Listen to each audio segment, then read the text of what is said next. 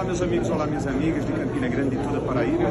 Eu levo ao conhecimento de todos uma informação muito importante. Eu acabo de sair do Tribunal de Contas da União, fui participar, acompanhar a sessão, e um dos itens que muito nos interessava, dizendo respeito exatamente à duplicação da BR-230, ela teve o seu objetivo alcançado, que foi exatamente o de afastar a decisão através de medida cautelar que impedia a ordem de serviços para a duplicação da BR-230. Este era um ponto que travava este processo.